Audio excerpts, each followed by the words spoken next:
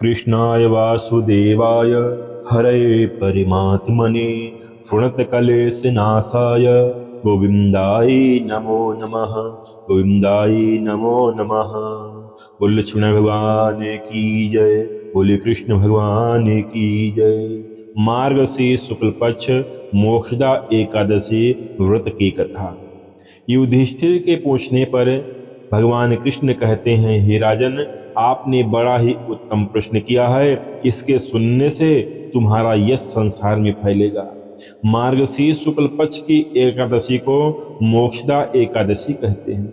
इस दिन दामोदर भगवान की धूप दीप नैवेद्य से पूजन करना चाहिए। अब मैं एक पुराणों की कथा कहता हूँ। इस एकादशी के व्रत के प्रभाव से नरक में गए हुए माता पिता पुत्र आदि को स्वर्ग की प्राप्ति होती है। गोकुल नगर में वैखानस नाम का एक राजा राज्य करता था। उसके राज्य में चारों वेदों के ज्ञाता ब्राह्मण रहते थे। एक समय रात्रि को राजा ने स्वप्न में अपने पिता को नरक में पड़े हुए देखा। इससे उसे बड़ा आश्चर्य हुआ और प्रातः होते ही ब्राह्मणों के पास जा अपनी स्वप्न की कथा कहने लगा। मैंने अपने पिता को नरक में पड़े देखा और उन्होंने मुझसे कहा है, हे पुत्र, मैं नरक में पड़ा हूँ, यहाँ से तुम किसी प्रकार से मेरी मुक्ति करो। जब से उनके ये वचन सुने मेरा मन बड़ा अशांत है। मुझे इस राज्य, धन, पुत्र, स्त्री, हाथी, घोड़े आदि में कुछ भी सुख प्रतीत नहीं होता है। अब मैं क्या करूं, कहाँ जाऊं? इस दुख के कारण मेरा शरीर जल जा रहा है। अब आप कृपा करके कोई तप, दान, व्रत आदि ऐसा उपाय बताइए जिससे मेरे पिताजी की मुक्ति हो जाए। उस पुत्र का जीवन व्यर्थ है जो अपने माता पिता का उद्धार ना कर सके। राजा के ऐसे वचन सुनकर ब्राह्मण कहने लगे, हे राजन, यहाँ समीप ही भूत भविष्य वर्तमान के ज्ञाता पर्वत ऋषि का आश्रम है। आपके प्रश्नों का उत्तर वे भली भांति दे सकते हैं। ऐसा सुनकर राजा मुनि के आश्रम पर गए। उसी जगह चारों वेदों के ज्ञाता साक्षात ब्रह्मा के समान पर्वत ऋषि बैठे थे। राजा ने जाकर उनको साष्टांग प्रणाम किया। पर्वत मुनि ने राजा से कुशल क्षेम पूछी। तब राजा ने कहा, देवऋषि, आपकी कृपा से मेरे राज्य में सब कुशल है, परंतु मेरे मन में अत्यंत अशांति रहती है। उसका कुछ उपाय बताइए।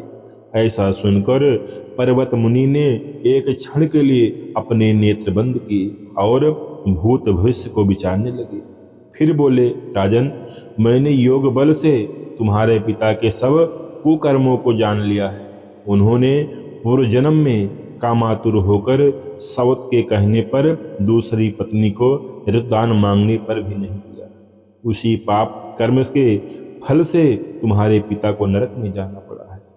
तब राजा बोले, महात्मन, गुरुवर, मेरे पिता के उद्धार के लिए कोई उपाय बताइए। पर्वत मुनि बोले, राजन, आप मार्गशीर्ष शुक्ल पक्ष की एकादशी का व्रत करें और उस व्रत के पुण्य को अपने पिता को संकल्प कर दें। उस एकादशी के पुण्य के प्रभाव से अवश्य ही आपके पिता की मुक्ति होगी। मुनि के वचनों को सुनकर राजा अपने महल में आया और अपने कुटुंब सहित इस मोक्षदा एकादशी व्रत किया। उस व्रत के पुण्य को राजा ने अपने पिता को अर्पण कर दिया। उस पुण्य के प्रभाव से राजा के पिता को मुक्ति मिल गई।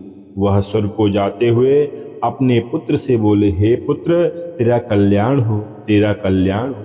मार्गशीर्ष शुक्ल पक्ष के इस मोक्षदा एकादशी का जो व्रत करते हैं उनके समस्त पाप नष्ट हो जाते हैं और अंत में स्वर्ग लोक जाते हैं। इस व्रत से बढ़कर मोक्ष देने वाला और कोई दूसरा व्रत नहीं है।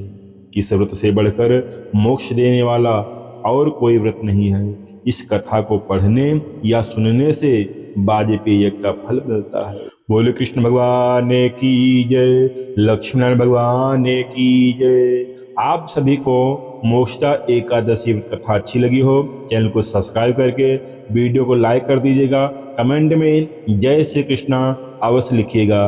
वीडियो औरों के पास शेयर करके एक पुण्य का लाभ आप भी ले सकते हैं। धन्यवाद। जय श्री कृष्णा।